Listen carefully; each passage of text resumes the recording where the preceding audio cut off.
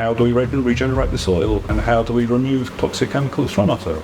Oh, let me think. What's one of the fastest growing crops in the world that does 15, 20 feet in 3 months and pulls all this shit out of the soil and pulls stuff down into the soil again and regenerates it? I always thought with development of drug liberalisation, first things first is you need those kind of support mechanisms, have those kind of services and help available for those who need it. Jersey voted for decriminalization, missed it by 1 vote. But there's a backstory to that as well. How do you guys reach out to the community and lawmakers and at that point to try to promote the cause? And you must stand united on this. Stand out. Fight for the passion of our youth. You can do it by bringing about compulsory education. Thanks for joining us for episode 3. Sam and Bruce here, Cannabis Chronicles. And this week we are joined by a very special guest, Cy Harrison, all the way over from Jersey. Thank you very much. So Cy is a proactive cannabis activist between Channel Islands and also a coordinator of End Cannabis Prohibition in Jersey. So I think we'll go straight into the first question, Cy. Your personal journey and what led you to this point to become coordinator and activist?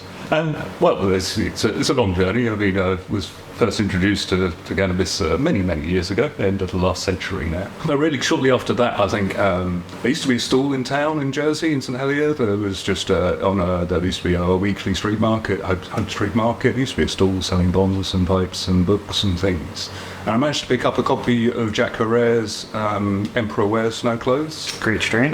Which was a superb book and a superb introduction to reading the backstory of what cannabis is and its history, and also what fundamentally kind of really interested me was hemp and the potential benefits that this plant has, for food, for textiles, for all sorts, for energy. It's just those components, of those uses of the plant just really intrigued me. And obviously I kind of came to realise that the actual illegality of cannabis was utter bullshit, really, isn't it? It's just, it's illegal because it's illegal. There's no sense to it. And even those early days, like 90s, kind of, had an interest and understanding of cannabis, and then was online and kind of kept up with news and things, and I did kind of begin to get an understanding of kind of the limitations of what could be done, especially within the confines of the United Nations Conventions on Drugs, which really kind of set, drug laws, really. And so through the noughties and everything, but in the 90s, whenever things came up at the UN Conventions on Drugs, there'd be attempts to try and change things, but America would just put its veto down and would not want any change. So it was only in the kind of 10, 12 years ago that things started to open up as states started to legalise cannabis, so that things started to open up at the US level, and then you've had the explosion of CBD and stuff. So that's kind of brings us up to kind of where my more recent activism, I suppose, started in 2018. So I'm a kind of web developer by trade, freelance web developer. So I was working with Jersey Hemp 2018 to 2020, working on their websites and developing their websites. And then I started to kind of obviously keep more closer focus on the news and what was going on in Jersey and Guernsey around not just hemp but cannabis generally. When it came to late 2018, we had the proposition through our state assembly to legalise medicinal cannabis, which came into force at the beginning of 2019. And when that was published, is the first time I really looked at it. And I realised that they'd included a provision to prohibit the smoking of medicinal cannabis and make that a particular thing a criminal act, which I found very odd. So I immediately started emailing the proposer of that proposition as to what's this doing here? What if your vape runs out of batteries or something? Are you really going to criminalise people? And essentially, I think he came back to me at the time, something along the lines of, this has gone through now, if we had to change it now, I'd have to go back to law drafting and all that, what's done is done. Essentially, they copied and pasted that bit out of UK legislation, just to, make some differentiation that smoking it's recreational and therefore bad. Is essentially the core of why that exists in the Guernsey law as well. It's prohibition of smoking medicinal cannabis. So I started emailing him quite regularly, along with a couple of other Jersey States members. Was really kind of picking up news articles at the time, and I was emailing them several times a day, through 2019, which, to be honest, is not a tactic that works, and I don't really recommend it. All it does, they just ignore you. You're not getting through to them anymore. Did they actually give you an answer to why? You're not allowed to smoke in your vape? No, other than it was just completely based from UK law, and it was in the law in the Jersey law now. So got to live with it. So does UK have a reason that you're aware of why that's in place? The vaping. Well, the only justification I can give is that they see smoking as recreational, and therefore makes that kind of distinction. See, that doesn't make sense. Well, it does from that health and medicinal side. It doesn't from a cannabis background side, obviously, because it's. I mean, I can see from a doctor's health perspective, he wouldn't want to recommend somebody to smoke. Right? He'd rather have to recommend somebody to vape. That's definitely a healthier side. I agree with that. But at the same time, doctors do prescribe medications that have like 500 side effects. Yeah.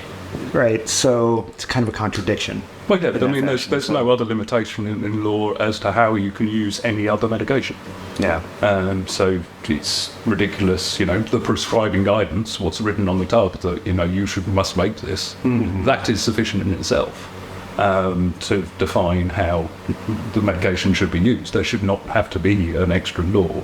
Especially, it's most ridiculous and it's discriminatory in that it is not illegal to smoke non-medicinal cannabis, but it is illegal to smoke medicinal cannabis.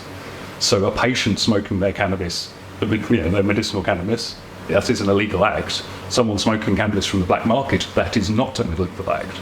But it's illegal to possess. Ridiculous, just pure discrimination against people who have this cannabis prescription. Like that, absolutely. Yeah, absolutely ridiculous. You give someone a criminal record. So I'm not aware of any case that's actually followed through with this and actually led to prosecutions. But that was the thing that kind of kicked me off. And then, through 2019 was kind of started researching stuff and working out actually the detail of what the situation was in Jersey. One of the first things I came across was just by doing a search on the Jersey Law website, the Jersey laws for the word cannabis, and I realised it was still on the poisons list. So it was still listed as a Schedule 1 poison, which had severe restrictions on who cannabis could be sold to. But because of the way it's worded as cannabis under that poisons list, that includes stuff like hemp milk, all sorts of any cannabis product would be classified as a poison. So it was kind of like, what's going on here? So took about 6 months of emailing to back and forth to try and find someone who'd pick this up and go, what's going on? What is this here? And so eventually, towards the end of 2019, that did get rescinded and so cannabis was removed from the poisons list. Okay. So it's no longer a poison, but we had a viable, Jersey Hemp had been running a couple of years selling CBD products and things, and it was technically still a poison. Yeah. So got that one. Managed to get that sorted with a load of emails. So that was a nice early success. And then the other thing I kind of realised at that time was that we'd had quite good substance use strategies over the years that were really focused on harm reduction and everything, all that good stuff. They've been running since initially from 1996. We'd had a kind of consistent strategy from 2005 that ended in 2019. And so kind of in 2019, kind of like, so what's going on with this? Has it been reviewed? Are we going to have a replacement? Silence. Yeah. I was initially posting this to health, but actually it still comes under the Home Affairs in Jersey rather than health. So eventually got pointed in the right direction to the Home Affairs scrutiny panel. And then early 2020, I put together a report of what I understood the situation to be with the substance use strategy in Jersey, where essentially they dropped the ball in about 2016 and hadn't really touched the issue of drugs since. There was no new data, there was no kind of reference to drugs in domestic abuse laws or mental health kind of stuff. It was just a black hole that we just weren't discussing this subject. We weren't coming up with a new substance use strategy or anything. It's just what are we doing here? So that kind of gave a sort of focus for me, because I always thought with kind of development of drug liberalisation, first things first is you need those kind of support mechanisms of a substance use strategy, and have those kind of services and help available for those who need it before you can start looking at liberalisation. So kind of 2020 was kind of realizing that, early 2020 before the pandemic, that this, we do need this, substance. There is a kind of plan, there is a way to do this. It's, getting substance use strategy first and then looking towards liberalisation. I also realised that I couldn't really just do it on my own, because I've just been emailing on my own for about a year at this stage, but it didn't have the strength of numbers. So is this when you got involved with End Cannabis Prohibition Jersey? Exactly. So this is when End Cannabis Prohibition Jersey was kind of initially started. So obviously we had the pandemic in 2020. That was what started in March time. And yeah, so around mid-May, End Cannabis Prohibition Jersey was founded by one of the team, Daniel Woosnam. He set it up. Essentially because at the time the police were conducting what they called Operation Shark, which was looking at targeting drug dealers, drug users, and they'd done a couple of raids on people who'd had home grows. They didn't actually have active home grows. They had a bit of equipment, might have had a bit of stuff, but knocking down the doors and stuff during pandemic times, and it was just, there was a massive kind of public outcry, really, in the comments of those news articles and things. So off the back of those, Danny set up the group, and within 2.5-3 weeks we had 4,000 members. Wow. It was just, obviously pandemic times, everyone was just locked on their phones on Facebook, but even then, yeah, it was an incredible rise because everyone was just sharing it and sharing it and sharing it, and it was a bit of the kind of Wild West, and lots of memes going around, lots of kind of things like to go at politicians and things, and it kind of was a little bit untamed. So obviously then the primary goal then for End Cannabis Prohibition Jersey would be to end cannabis prohibition. This is the name. But that's the beauty of it. It's such a beautiful name because it just sums it up perfectly. It sums it up exactly. Yeah. So what are can you discuss some of the key initiatives from So from that kind of early stage, Danny, when he set up the group, invited a load of different people to be admins of the group. And then we kind of formed a little team, and I was essentially nominated. I gave myself the title of coordinator because I was essentially the most active posting, and I kind of developed a good knowledge of actually what the score was in Jersey at the time. And I'd also started to put together a dedicated website of cannabis in Jersey to kind of start pulling together all these resources of what the laws are, what the news articles and things, all into one page. It's my Convi website, cannevi.je. Kind of jumping around a bit, but I've been continuing to update that over the last 5 years, and now it's a really thorough resource. So if I stop, someone else can pick up the ball. It's quite easy for someone to carry on now, whereas I've done the work in kind of finding out what the situation is. And if I remember that, the website kind of takes you through the whole process through Jersey of where where it's getting to where stuff, Jersey French stuff, because they've got comedy as a Gérier word, historical kind of references, all the laws, activism history is something I've done recently as well, and then as well as stuff that was happening in Guernsey and the Isle of Man as well, to kind of give a bit of context with the Crown dependencies. But that's a bit of the sideline going off on that. Really back to End Cannabis Prohibition Jersey. So we kind of got the route going, we had good numbers, and then it was kind of like, right, okay, what do we do next? So in Jersey we have the ability to petition the States Assembly, and so the most common way people are aware of is by e-petition, an electronic online petition. You need 1,000 signatures to get a response from a minister, and then 5,000 signatures for them to consider debating it, which is a lot, and only a handful of petitions in the last 10 years have actually reached that 5,000 number. But there is another way. You can do an old-fashioned paper petition, and all you need is the support of a state's member and one signature. So, and that brings it straight to the States Assembly for debate. There's no "we'll consider it." Wow. So we were kind of, this could be a potential avenue now. We've got kind of support behind us. We don't need the numbers and signatures, but we can present a front. We need a pro-cannabis politician. But then kind of when looking at the States Assembly, the medicinal cannabis stuff, some of it had only just scraped through.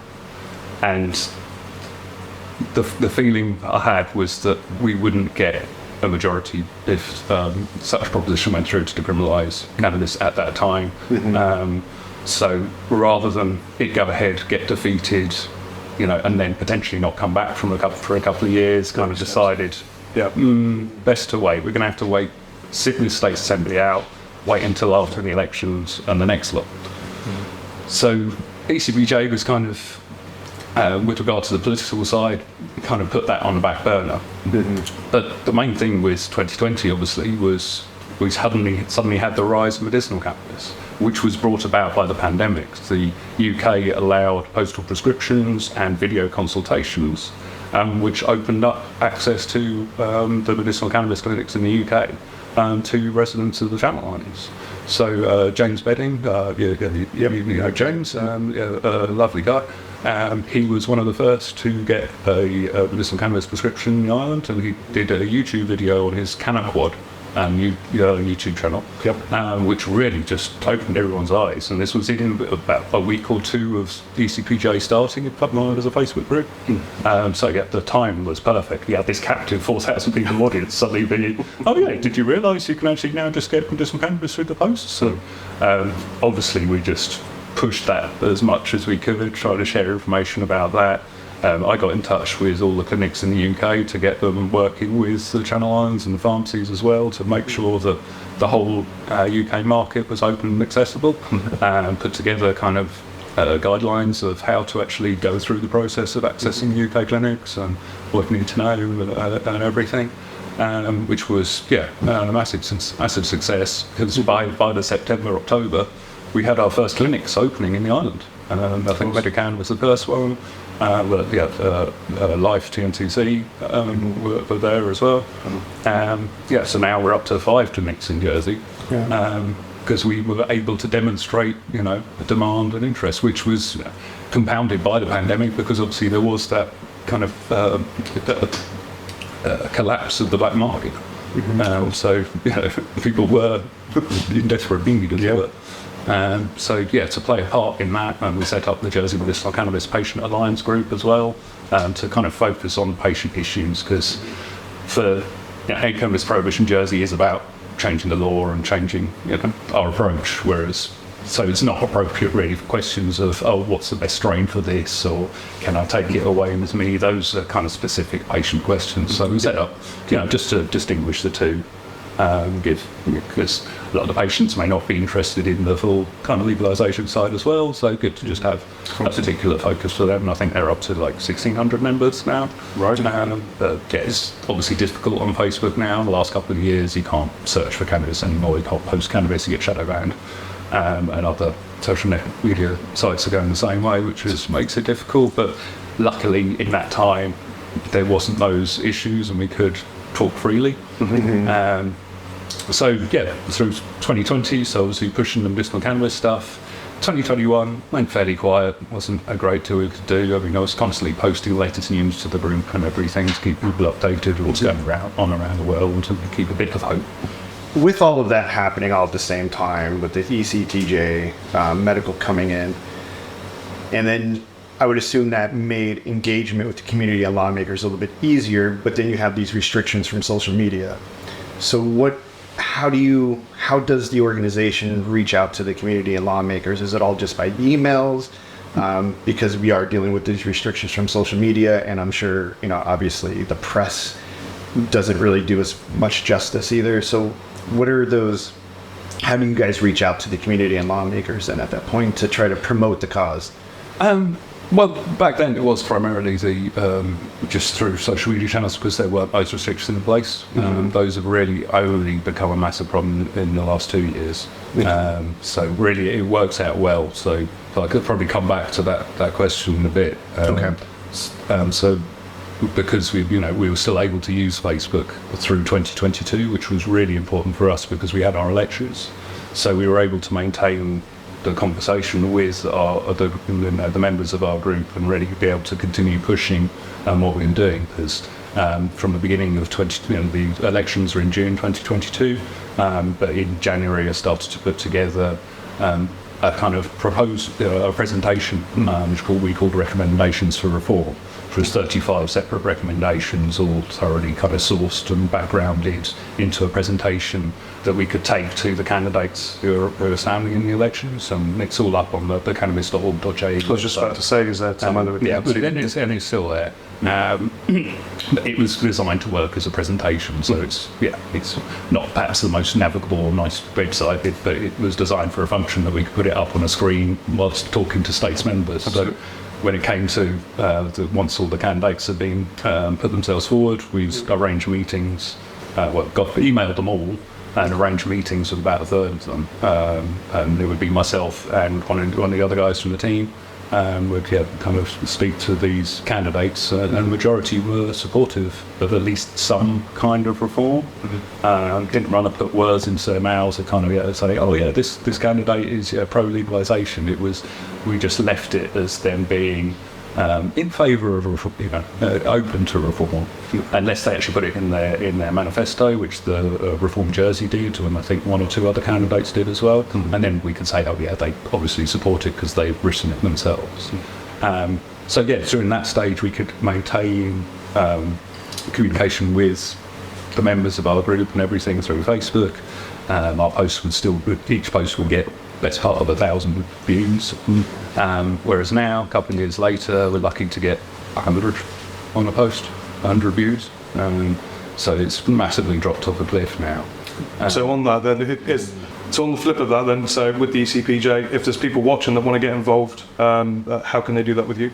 Yeah, well, the easiest ways are still through our existing social media. I mean, those still exist, and they have historical archive of what we've been posting about for the past few years. So we've got a Facebook group that's private that can be a little bit difficult to find. There is a Facebook page as well, which we created, we haven't ever really used. That's a little bit easier to find, and it does contain a link to the group as well. Where Twitter I found to be really good, and been using that since 2022, the elections and everything. Elon took over on Twitter. Before that, unfortunately that's gone downhill, and in the last, really notably the last few months, I think I'm seeing less cannabis content than I used to. Because I think what they did with it, from my understanding, is he's allowing cannabis content on X now.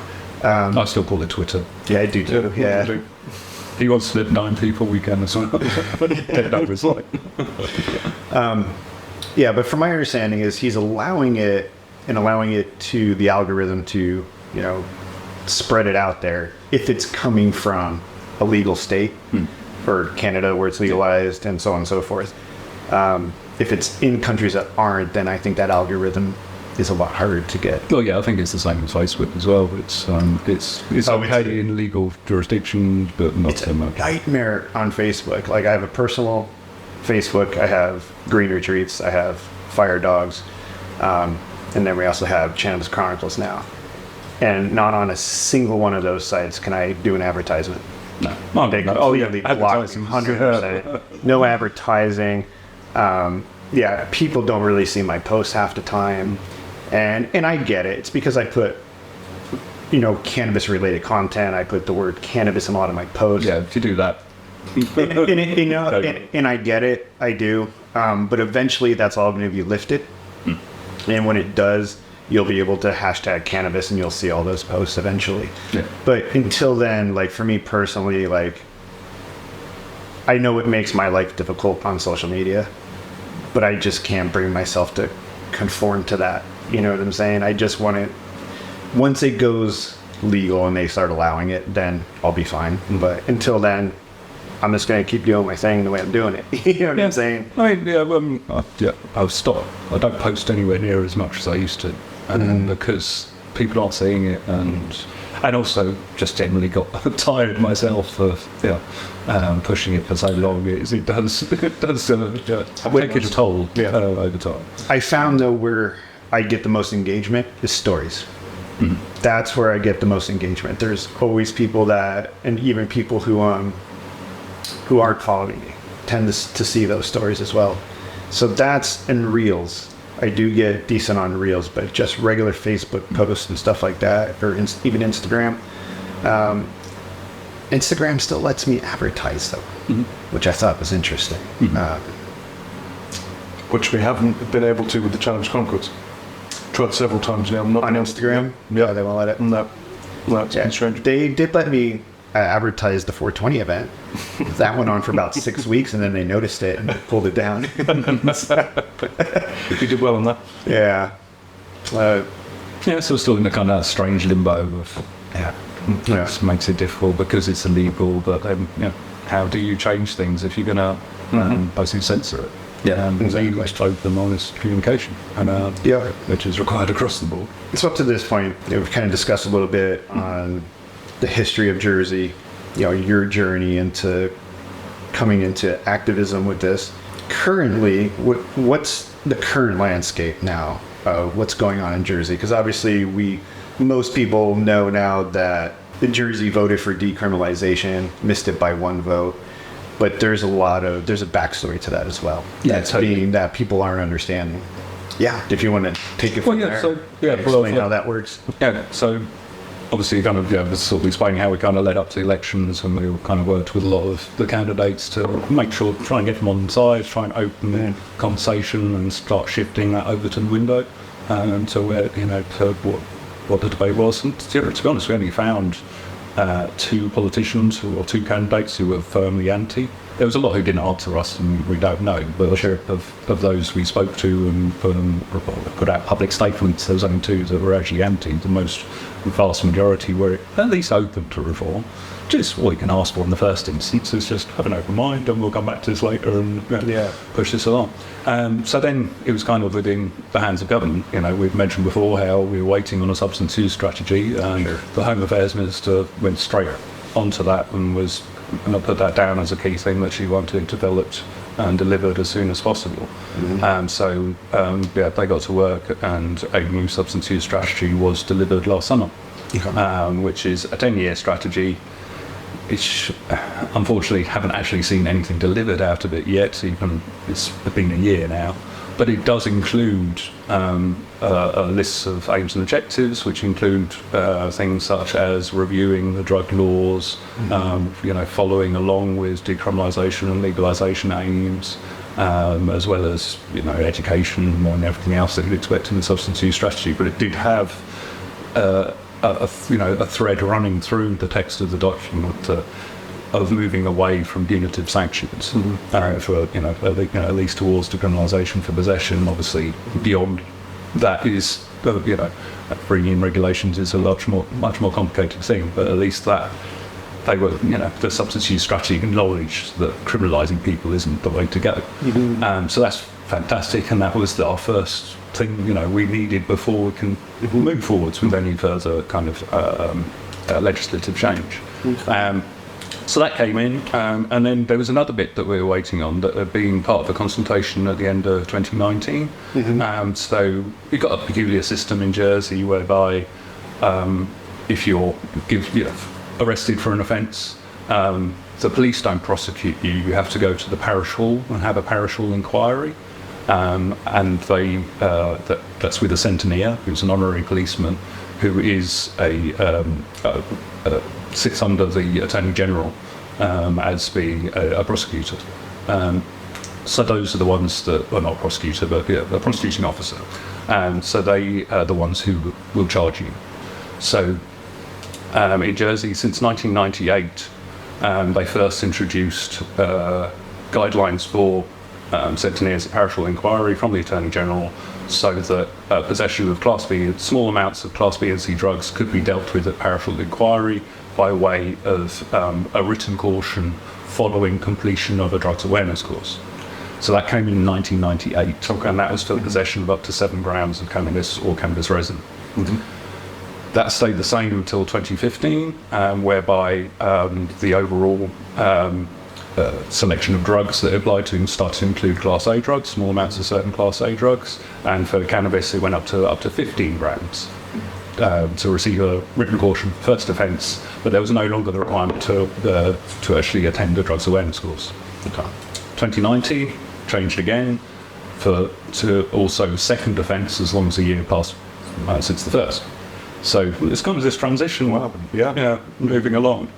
And then 2019, there was a consultation which was looking at introducing a £200 fine at parish inquiry for possession of Class B and C drugs without a criminal record, because it would be at parish inquiry, and that is an informal court, it's not an official court. It would still be on your police record locally, but it wouldn't be a criminal Sounds more like charge. decriminalization, like Yes, essentially, yeah. And so we were waiting on that. So that had kind of been sitting around, gathering dust. It was part and parcel of a larger piece of legislation relating to discrimination.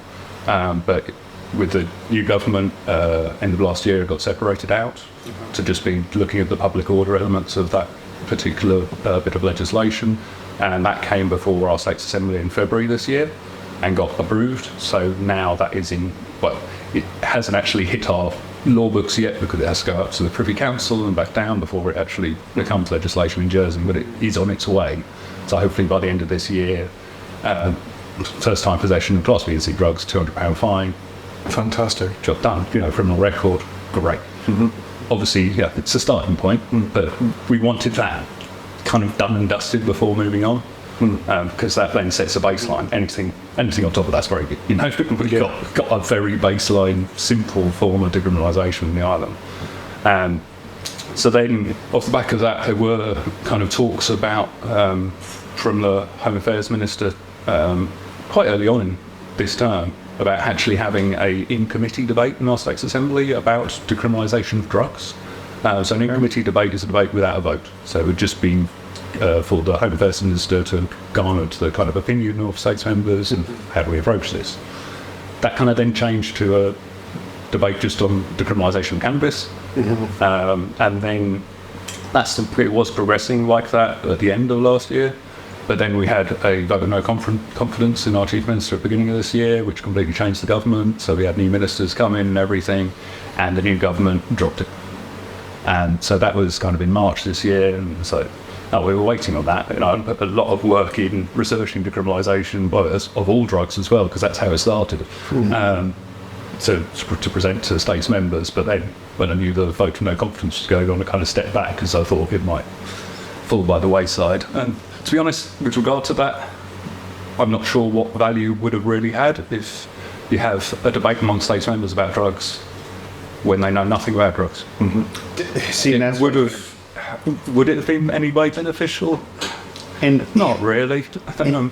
But if they would have tried to move forward with decriminalization of all drugs, I mean, in my personal, I don't see Jersey or Guernsey really being prepared for that. Oh God, no. But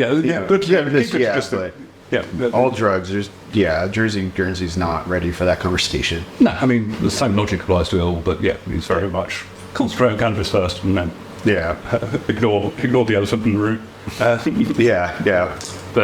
yeah, so that was kind of March this year. Found out they weren't going ahead with it, and then it was kind of like, right, okay, we've got our substitute strategy, we've got our £200 fines thing. They're not going to do that debate thing anymore. It's all right. What next? So kind of picked up that paper petition idea again, and so immediately after finding out they weren't going on with this in-committee debate, picked up the idea of doing a paper petition. So I approached one of our state's members about reclassifying cannabis oil as a Class B drug. So we were checking. It's cannabis oil. It's a misnomer. It's a local term. What it essentially means is any cannabis extract or concentrate. Cannabis THC, not in the form of cannabis or cannabis resin, is a Class A drug. And the same law applies here. And Gibraltar. That's it. Jersey, Guernsey, and Gibraltar. Nowhere else.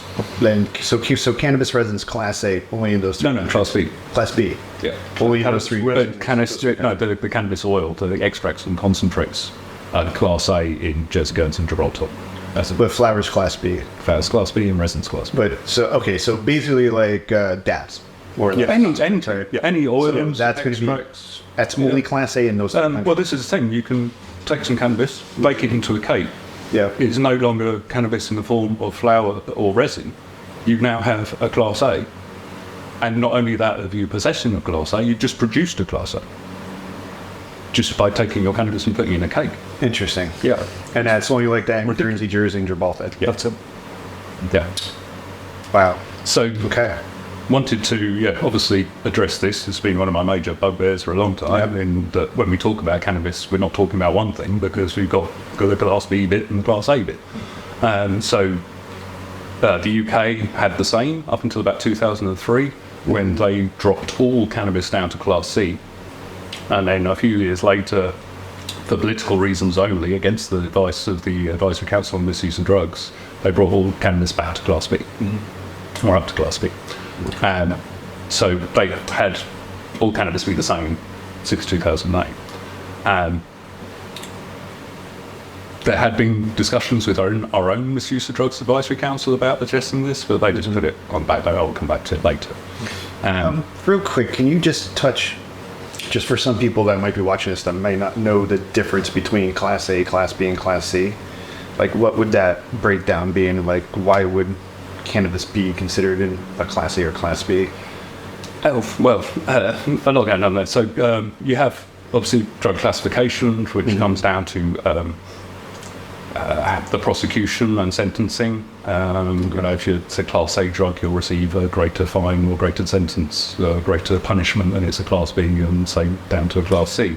And then you've got scheduling of drugs, which is about their medical potential for abuse and things like that. And so, cannabis is in Schedule 1, which is supposedly has no medicinal value, which is ridiculous, but that's kind of a separate thing itself. But it's generally Class B, apart from these bits that are Class A. Cool. The reason for it being a Class A, I think, is because I've looked back through our drugs laws, as far as I can. Jersey was ridiculously late in legislating against cannabis. So the UK made possession and sale, supply, procurement of cannabis illegal in 1928. Guernsey did it in 1934. Jersey did it in 1966. We were the last place in the British Isles to do it. So 30 years of peer pressure, basically, from everybody else, and then they did it. I found drafts, law drafts from the 30s, from about 1932, 1934 in the Jersey archive. Okay, so there seemed to be correspondence going with the UK Home Office. There was, I can't remember the details now, but they weren't happy with the wording and everything. And then obviously the occupation happened, so that threw everything in disarray. Right. And then, it just wasn't picked up again until really the late 60s. The import and export was prohibited in 1954. Okay. But the cultivation in 65, but the actual possession and sale, supply, wasn't until 66. But that's for cannabis and cannabis resin.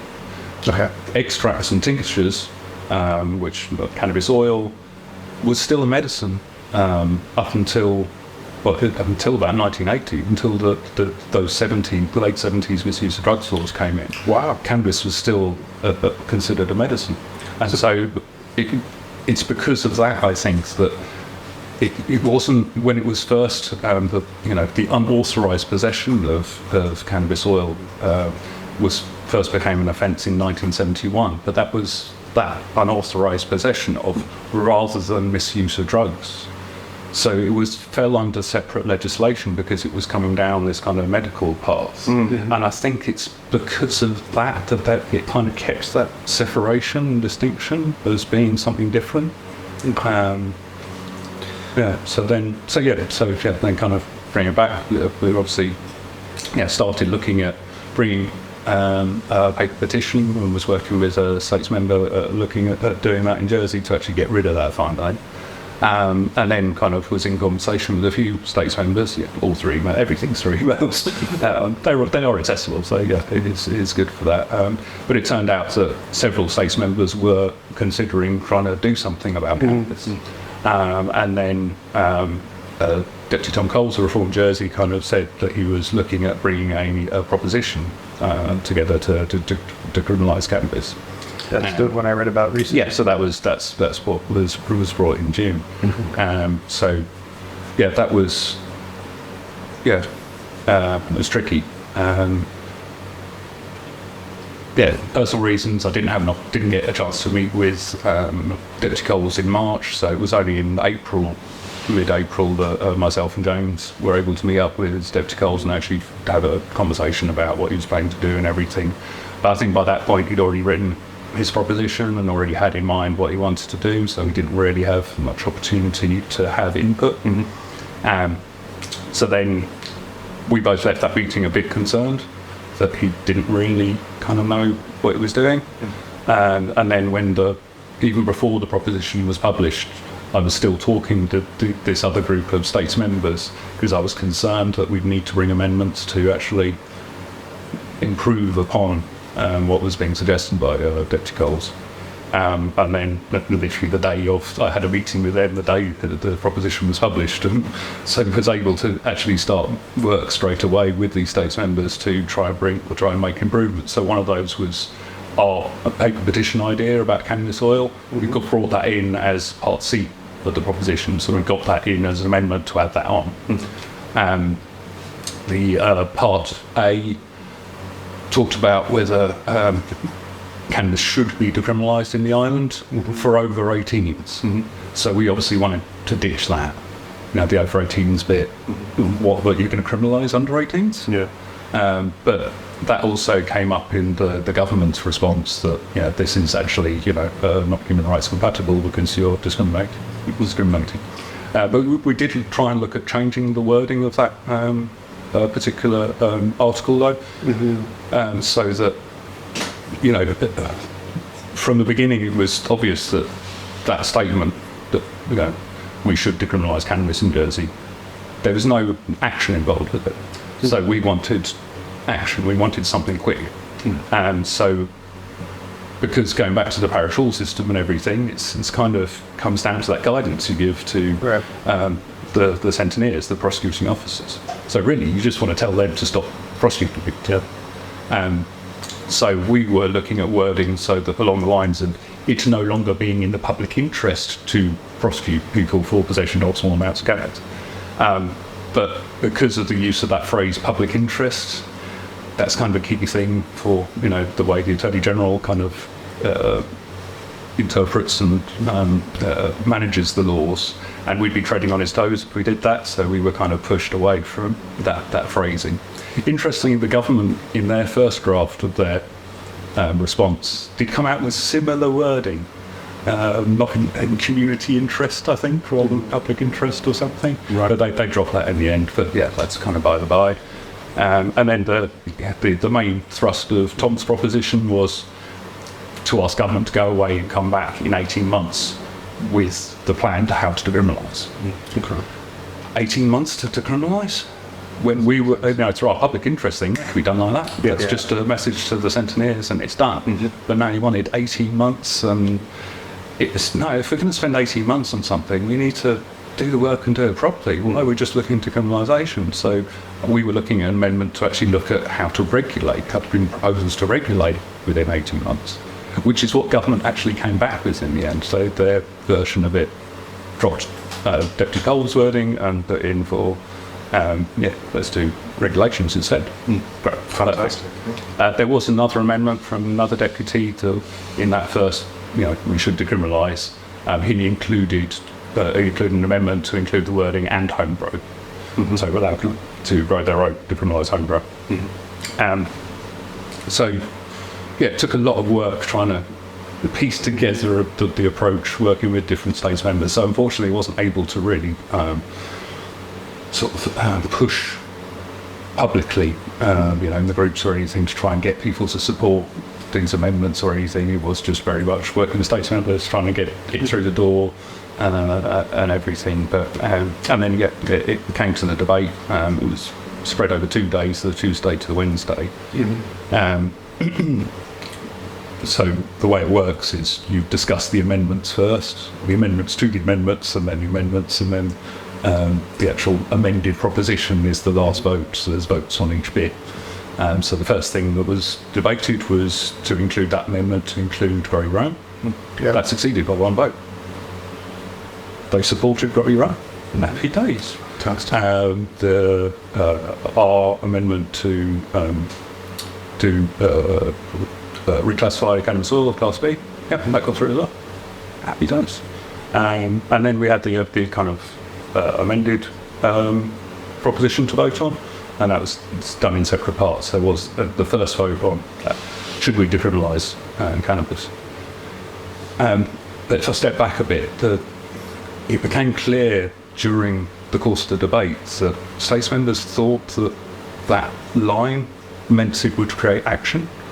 That, we should decriminalise cannabis, or should the states decriminalise cannabis.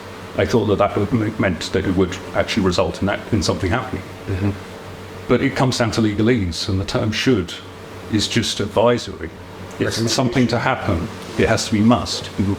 And yeah, it got to the point that was sort of overnight, I sent an email to all states members going, you do realise this is should and not must discussion. So the following morning, one of the states members stood up and asked the bailiff to clarify. Can you clarify that, this is just an in principle by this particular line about should we decriminalise. But there was still misunderstanding, which I think had got confused because our Misuse of Drugs Advisory Council had written a letter to the health minister, kind of a bit standoffish on the whole idea of decriminalisation, kind of going, we need more time, there's concerns and, unknown consequences and all this, and that was shared around states members, and I think that kind of muddied the waters. Yes, and we've now got that through a Freedom of Information request that was published last week. Mm-hmm. Although I've had a copy of it since, but obviously couldn't put that in public domain, had to wait for a public copy. So unfortunately, as you mentioned at the beginning, that did fail. That particular line failed by one vote, and of course all the media picked up on that, kind of going, decriminalisation failed. And that part of the vote failed. But the main thrust of it was always Part B, on actually doing something, which the government had brought in their amendment that, we're going to come back in 18 months, November 2025, with proposals to the States Assembly for a vote on how to regulate cannabis, including, keeping it away from children, and how many plants you could grow, and how many grams you may be allowed to possess, all these different aspects we've got listed. And that's what they're now working on, because that succeeded by 26 to 19. So that was a massive win. But because everyone thought, they said no to decriminalisation. No, they said no to decriminalisation. They said no to a change in the law without regulation. What they want is regulation, which is what we all want. Yeah. If they had to have voted in that Part 1 to say, we should decriminalise, all the paper would have, all the newspapers and media would have picked up of, we've decriminalised. Everyone would have thought, we can now go and roll down the spliff. No, you fucking couldn't. Nothing would have changed. You would have just got fucking arrested immediately. Yeah. So it would have been massively confusing if that had actually gone through. And it's now been disappointing because everyone now thinks, sad faces on all the articles, and basically it's just like, actually, this is really good. The government are now working on how to do this. Now the key one is now that next vote next year, and that's where the meeting thing happened, because if that's yes, happy days. If it's no, then we're talking about the rest of it. So I kind of want to back up just a little bit on the amendments. When you were talking about the decriminalization and only decriminalizing for those over 18. Yes. Right. So what would happen to somebody under 18 if they got caught with this? So I don't think that they should be criminalized. And the reason I think about this is I think about it from when I was in the U.S., 21 to drink. If you got caught drinking and you were underage, you got taken home to your parents and you got written out a fine. You didn't go on a criminal record or anything like that. But I mean, you paid the price because there has to be something in place to discourage under 18s from watching use cannabis, right? So, no, they should not get a criminal record, because that's just going to hurt them for the rest of their life. But there has to be something in place that would discourage them from wanting to use it. Like for alcohol, like a lot of, you get fined if you get caught. And with it being legal too, you also have to know somebody who's 21 years of age or older to go buy you something, right? So there's a risk involved there as well. So what would their plan be then if you're... But there wasn't a plan. It was essentially, from when Deputy Coles wrote that, it was an attempt to, to meet concerns about children. Right. And so rather than actually addressing children, it was kind of like, if we just say over 18s only, then we don't have to worry about children. We dealt with them that way. which is just completely ineffective and really bad. So when it actually comes to how we protect young people, it's a very difficult one. Obviously, as you say, with things like alcohol and other, nicotine, whatever, you're not getting if you've got it illegally as a young person, we shouldn't have it. You're not getting a criminal record for it. That's the main thing. Whether it is a fine or whatever it is, moving forward when things do change. Obviously, we don't want young people's using cannabis, especially the potential effects on the developing brain. Exactly. How we best manage that? I mean, the main thing is really education, and that's why kind of having a substance use strategy in place, and also kind of did work with education and pushed them for bringing in a new PHSE curriculum, which actually the Youth Parliament had been pushing for as well, because they felt that it's insufficient. If you look at the curriculum as it currently stands, they've yet to publish the new one. It's just one line in the whole curriculum about, talk to them about drugs. And so there's no resources, there's no consistency. What the teachers are telling their students, some of them are telling them absolute bullshit about drugs. So they need to improve drug education with young people, but also among adults as well. And there's been a massive drop-off. Like I remember going to bars, and back in the gents there'd be a sign saying drink responsibly and stuff like that, and none of that anymore. And I think when you have a legal cannabis market, you'll start to see stuff like that, because you see this in Oregon. You'll have like posters up like smoke response, stuff like that. Use cannabis response. Don't drink while high, stuff like that. But none of that comes into play until you legalize, right? Well, I don't see why though, because we have a reasonable percentage of the population that do use cannabis regularly. And regardless of what drug it is, surely you should be putting out information on how to use safely, and what to do in the event of worst case scenarios and everything, regardless of whether it's legal or not. Waiting for it to be legal, or even, which as I said before, it's been a year since we've had our substance use strategy and nothing's been published. Waiting to come up with the whole strategy before putting out any social media message or anything. It's like before Christmas, they could have at least had something about drink responsibly over Christmas. Well, they didn't even do anything like that. It's literally there's just such a black hole with approach to substance use generally. I mean, with it being illegal, though, they wouldn't push a narrative to just not use it at all, right? Well, as opposed to try to educate them on the use of it. You just want to keep them from using it. But if you look at the way the youth enterprise, the youth services in Jersey, their approach to, and to public health's approach to things like ecstasy, is very much, don't do it, but if you're going to do it, then, take a quarter pill, take half a pill, drink water, all that kind of stuff, save your friends, yada yada, all that kind of standard, common sense kind of information, but at least it's there, to not have anything, And so, as we move towards potentially having, a vote on regulation next year, we really need to start seeing some substance use strategy information coming out to support it. Because if they're holding off and because we don't want to regulate, we're just not going to do anything.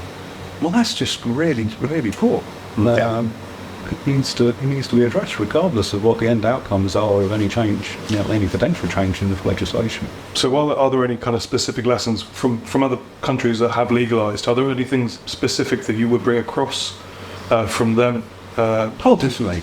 You can look, from how they set up the cannabis regulatory authorities, at that top level. It's cannabis agencies and things. The way we're doing it here in the Channel Islands is just the head of health and the chief pharmacist. When you look at other jurisdictions and their boards and large bodies of people, we just got a couple of people who just got lumbered with it. That don't have any cannabis experience either, and refuse to consult with cannabis consultants. So it's or engage with the community or be transparent in any way whatsoever. Absolutely. Let alone, as we said, education campaigns and things that seen come out of places like Jamaica and even Norway did some good around a really good drug messaging. There's lots of potential, but when it comes down to government in Jersey are now developing proposals on how to regulate cannabis. Well, okay, so what could those be? Fundamentally, as I mentioned earlier, we're constrained by the United Nations Conventions on Drugs. As the bailiwicks of Jersey and Guernsey are not direct signatories to those conventions, they have been extended to us under the auspices of the UK. So that's why all of our relationship when it comes to drugs has to go through the UK Home Office. They override. There's memorandums of understanding between the UK Home Office and Jersey and Guernsey about cultivation of medicinal cannabis and all that kind of stuff. So that massively constrains what we can do, and we can see that in other British overseas territories. We've got a bit more leeways in the overseas territories, but you've got the British Virgin Islands and Bermuda have both tried to bring in legislation to at least decriminalise, if not legalise, cannabis, and they've both received pushback from the UK Foreign Office because that would include contravention of the World Conventions. So we obviously would hit the similar roadblocks in what we can do. But there is potential in what Switzerland and a couple of other countries are currently doing. So Switzerland are currently doing scientific experimental trials, short-term, restricted number of participants. I think it's 5,000 a city, so it's not small numbers. In regulated sales from pharmacies, as long as they have pre-existing users, they can go and legally buy from a range of hash and flower. And that's legal within the UN. It appears to be, because it falls because under the UN law, you're allowed medicinal, industrial, and scientific use. Okay. And also, curiously, horticultural use. But Interesting. So at the end of the day, what Switzerland's doing is a social, scientific. Yeah, so we can see this is what the Dutch are doing now as well, with the legal supply to coffee shops. Because, everyone thinks it's all legal in the Netherlands. No, it's criminalised. Yeah. It is tolerated to purchase 5 grams from a coffee shop and to use it in that space. But it is illegal for the coffee shop to buy the cannabis in to sell it. So now they're looking at legalising the chain, the supply chain, and doing it as an experimental trial. So it's those kind of models, especially that Swiss one, that could provide a way for Jersey to do an experimental trial in regulated sales, which could then be a model for Guernsey and the UK, especially the UK, who are kind of quite hands-off any cannabis reform. So to have an island where they can go, we're going to see what they do and how they do with their experiment, and then we might, it allows them to push it in the long grass, really. It's kind of, we're not doing it yet, but keep an eye on them. But that's really the only viable way of doing it, other than, if you want an actual market, we could legalise home grow and just leave it at that. Which is what they've done in Luxembourg. So home grow is allowed and possession is legal now. Right. But obviously not beyond that. But Not realistically, you do need more than that. There's people who can't grow either because they can't or don't have the space or whatever. Don't have the You're going to time. need other people growing it or collective grows or something. Then that moves you to, people are going to be gifting it, but you're going to need a social club kind of thing, especially because a lot of the kind of reticence about reform in Jersey was people who've been to New York and, it stinks everywhere. Well, the reason it stinks everywhere in New York is because there's no cannabis consumption lounges, so they're all in the street. So actually, if you don't want the smell, then you take it off the street into social clubs and things. So there's a whole kind of package of how to do things, but it was just first getting them to even consider doing regulatory reform and everything. Obviously would like to get involved in what the government are doing in developing these plans. I doubt I'll try, but I doubt I'll be able to have a foot in the door. So I think the smell thing, though, I think that's a weak argument, because you got people walking around smoking cigars, smoking cigarettes, blowing big clouds of fruity vapes everywhere. But we're going to complain about the odor of cannabis. It doesn't make sense to me. It does stink. It's not for everyone. I don't like to smell a cow manure, but I don't complain when I drive down the street and smell it. You know what I'm saying? So I just think that's a weak argument. And you're right, not everybody's going to like the smell. But, everybody's different in a fashion. I don't complain when I'm standing next to somebody who's smoked a cigarette. I know I used to be a cigarette smoker.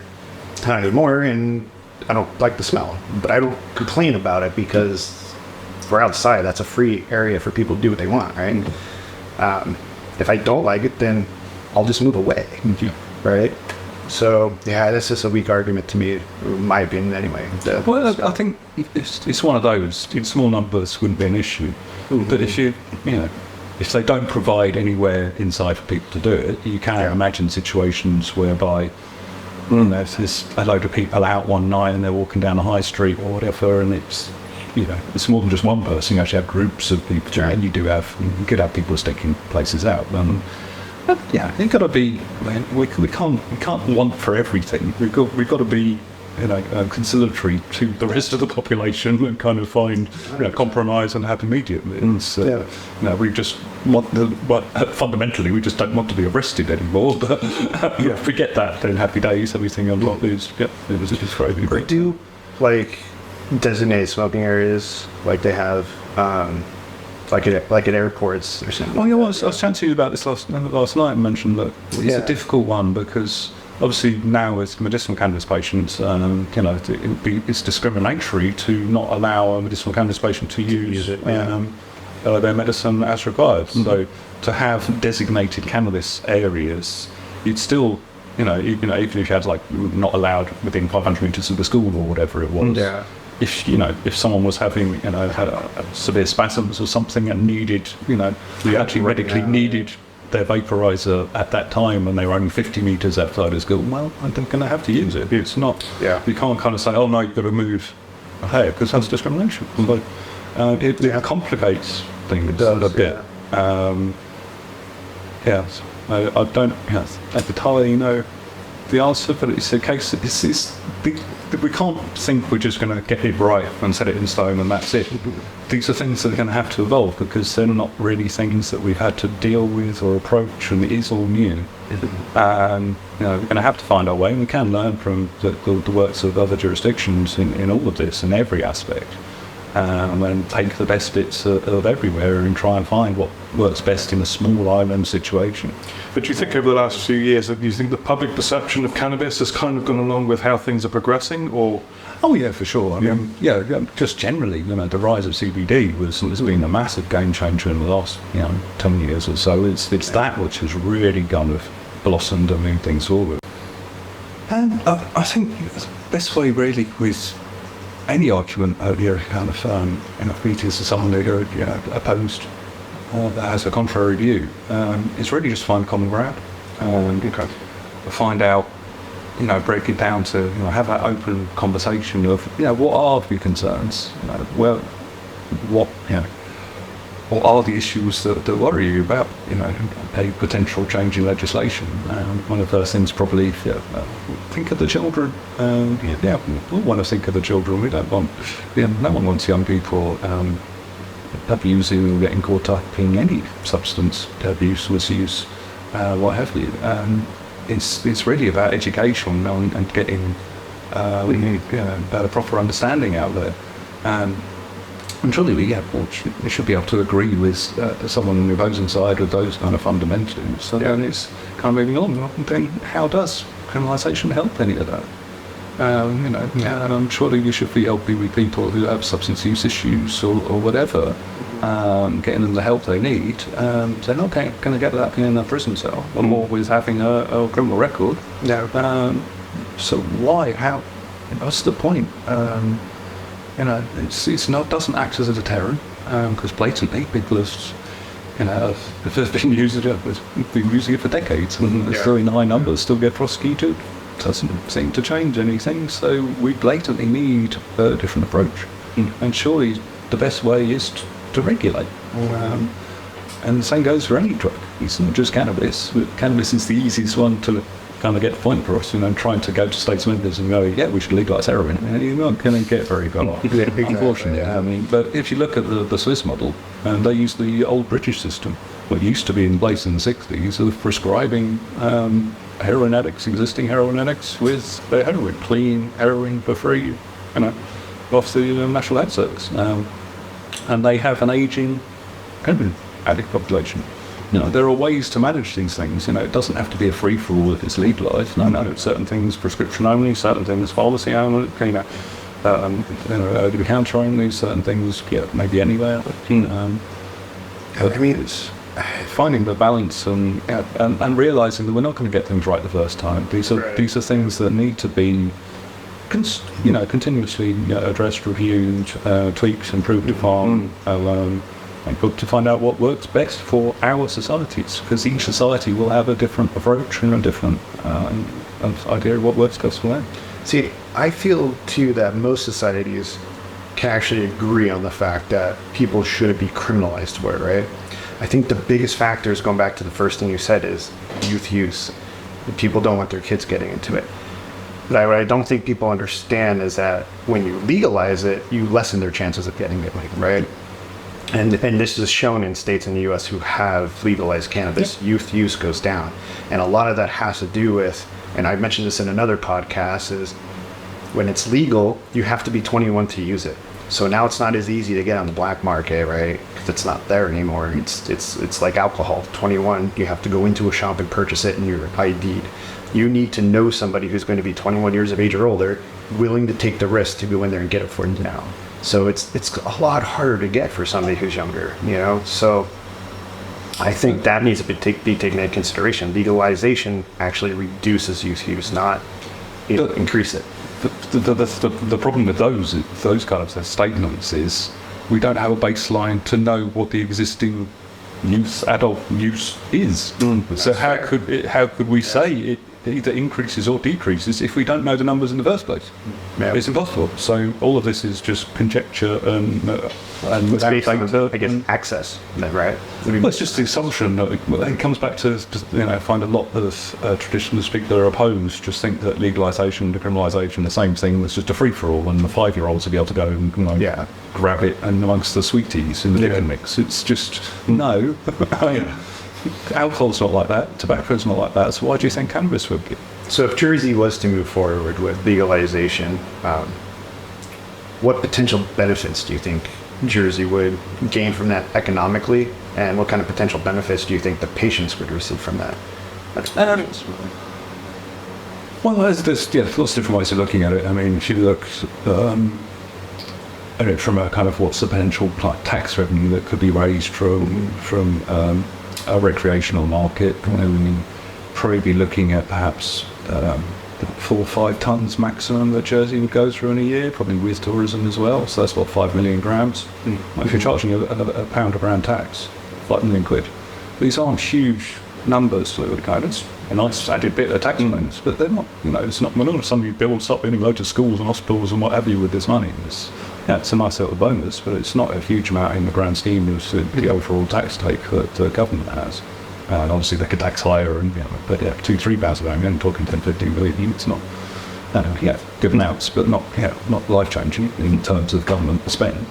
There's obviously potential for tourism if done correctly. It doesn't have to be seedy. You could have 5-star establishments with this, boutique kind of stuff going on, and essentially there are, because especially as medicinal cannabis is surprising in popularity, and just generally people are looking to go to places where they can consume cannabis as holiday destinations, and if Jersey were to do that for Guernsey, which improve income. When it comes to the islands want to push forward medicinal cannabis cultivation. My friend Evans, the Russian government at the moment, are trying to get craft quality as the key to actually being a successful jurisdiction and actually standing above others. There's loads of countries are growing cannabis now. What's going to make Jersey particularly special as a medicinal cannabis cultivator if they're just doing big greenhouses, putting out the same stuff that has to be irradiated and all the rest of it? No, we've got a way. There are ways of properly ensuring high quality, and those are kind of ways, and that would potentially provide a long tail rather than just looking at short term. We can make a bit of money now off because it's a bit of a free for all now. But actually, when people start realising that actually it's all a bit expensive and the quality's not that great, all that goes out the window. So we need to. If we want the longevity of this kind of stuff, we need to get it right in the first instance, which is good quality. But really, it's when it comes to hemp, I've always seen that as sort of the main benefactor. The main benefits our potato crop has destroyed our soil. They absorb all the nutrients, and then we send them all to the UK, and then have to fill our fields with loads of fertiliser and nitrates, which then lead to all the sea lettuce growing on our beaches and stuff, and pollution in the water. We have around our airport, we have the PFAS and PFOS chemicals in the boreholes and stuff around there, which are affecting people with high levels. How do we regenerate the soil, and how do we remove chemicals from heavy toxic chemicals from our soil? Well, let me think. What's one of the fastest growing crops in the world that does 15, 20 feet in 3 months and pulls all this shit out of the soil and pulls stuff down into the soil again and regenerates it, and breaking stuff up and no-till agriculture and sequestering carbon, all that green, any green that you see is carbon out of the atmosphere. If you get a field full of massive plants, that's if we can sequester that, compost it or whatever, 100%. or we start using it. We're trying to be more green. One of our biggest problems is concrete. And a massive amount of carbon dioxide used in concrete manufacture. Why don't we start using hempcrete? I know it's not non-load bearing. We can use it for all the internal walls and just have the concrete frame or timber frame in there. And then line plasters for insulation, for animal bedding, let alone going into potential textiles and things. If we could have a centralised decorticator, maybe it was states owned or something, and we remove all hemp licensing fees and stuff and allow farmers to actually grow hemp as a crop on crop rotation, it could be a real game changer for rejuvenating our soils. And then that hemp could be put through a decorticator, and those materials used on island in a sustainable way. And that should be, our economic development department recently changed its name to sustainable economic development. It's just like, practice what you preach then. Hemp's just been put by the wayside, all this kind of, for dollar signs of medicinal cannabis. That's all they see it in Jersey. Is just, they're not interested in the actual specifics and details of what this actually means. They just go on, we'll be centrated, we can get some investment.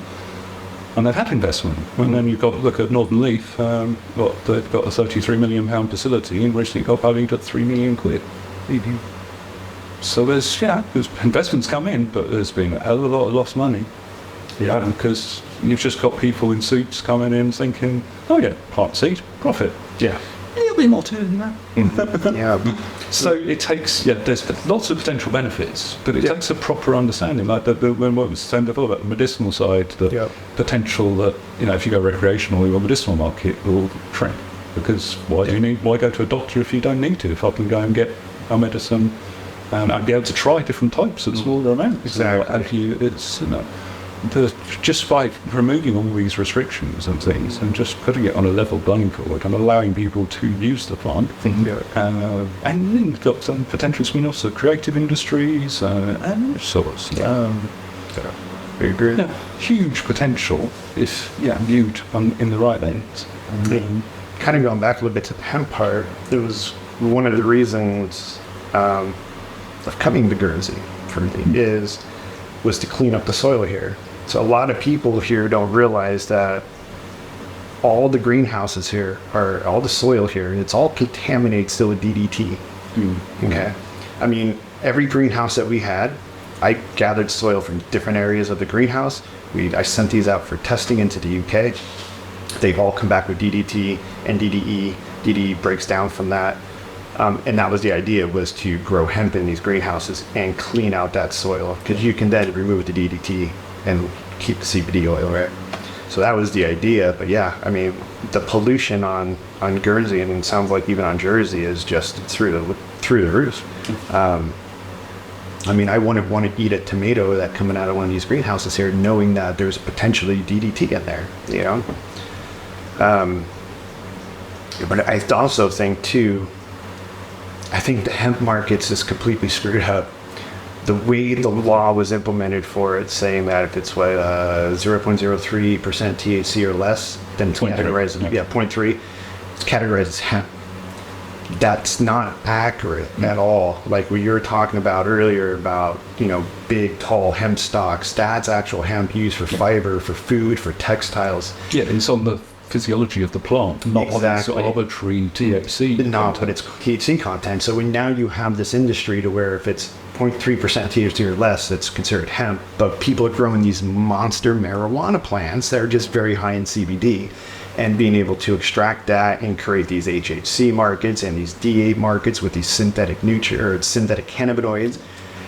And we're not doing shit for hempcrete or hemp fuel clothing. You know what I'm saying? We're not capitalizing on that the way that we should.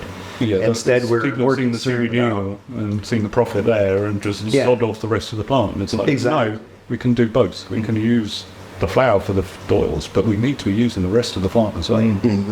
We do, but we also need to have it that separation between what is actually hemp, what is an actual marijuana plant, right? Because it's not the same when you're growing these big bushy marijuana plants. You're not using those stalks for fibers and stuff, right? It's coming from the actual hemp plant at that point. Yeah, we really screwed that up because now nobody really is growing for the things that we need. Everybody's capitalizing on making synthetic cannabinoids and D8 and HHC. How can we get people high coming out of gas stations, right? And that's just it's not sustainable at all. In my personal opinion, there should be an end put to synthetic cannabinoids. We shouldn't be able to create D8s and HHC in labs. There's no point in that when... Well, they only exist because of the restrictions are the same as the entire synthetic cannabinoid market. And that, True. This is part of my bugbear at home is that I am concerned that our Misuse of Drugs Advisory Council is not fulfilling my obligations under their constitution in our Misuse of Drugs law. And they're supposed to be advising government over any drug threats and all the rest of it and helping with education and stuff. Yeah. But since 2016, there's been barely any drugs added to the law until just last month, which happened to be after I've kind of raised this issue a few times. But no synthetic cannabinoids have been added to the law since 2016. It means hundreds have been added to the market that are coming out in the European drug reports and stuff that could potentially be legal in Jersey, but cannabis isn't. And so, yeah. So looking into it a little They bit, only exist because, and same with a lot of these legal highs and what have you, they only exist because of the drug that people want to use is illegal. So I don't know if it'd be the same in Jersey, but here in Guernsey, like you're allowed to have the HHC, right? But it has to be accompanied by CBD. And this was told to me by the state's analysis, is that CBD is the only exception to the law, right? And to make it legal, but within that law, you have other little exceptions, like the 3% THC law, right? Or THC, CBN, THCV, the combination of that. But when I was potentially at one point looking into doing HHC, which I decided against just for moral reasons, I don't like the whole synthetic cannabinoid side of it. I had sent a COA into the state's analysis, just HHC, totally denied.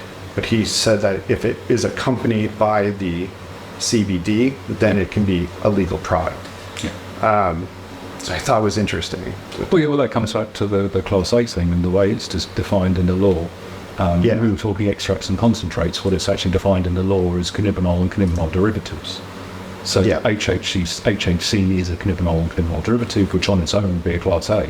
Yeah. But add CBD into the mix, and then it falls into that 3% weight rule of permission and in CBD products. It's something. But the same with bullies and synthetics, but obviously that's for cannabinol and cannabinol derivatives. So if you have CBD cannabidiol derivatives, and there are psychoactive cannabidiol derivatives that would be perfectly legal. Yeah, I don't know. H4 CBD, I think it's all H4, H4 CBD. Yeah, so that's psychoactive, but isn't a cannabinol or cannabinol derivative.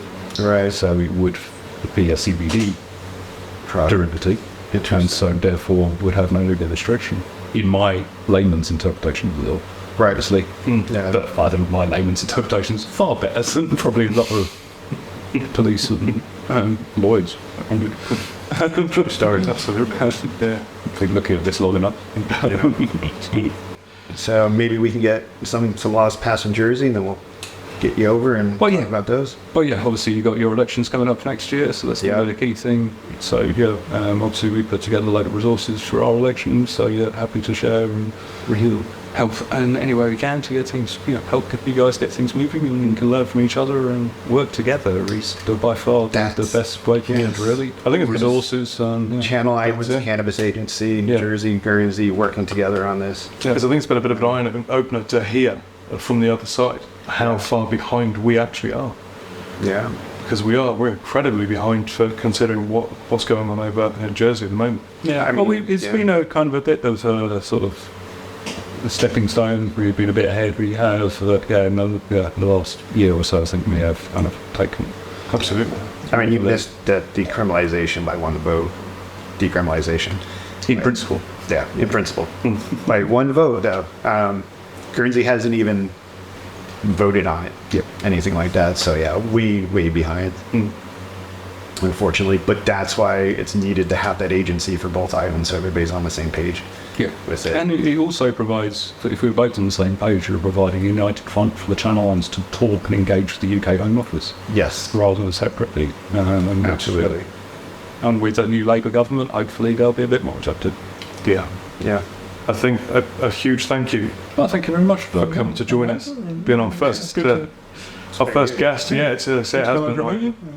We'll definitely get you back on and say once things have progressed a bit more and keep us up to date on what's happening. Yeah, for sure. I say, is there any shout outs you want to do for social media pages and things like that? Just follow us on Twitter or Facebook, on our website as well, cannabis.org.je. That's got all the links.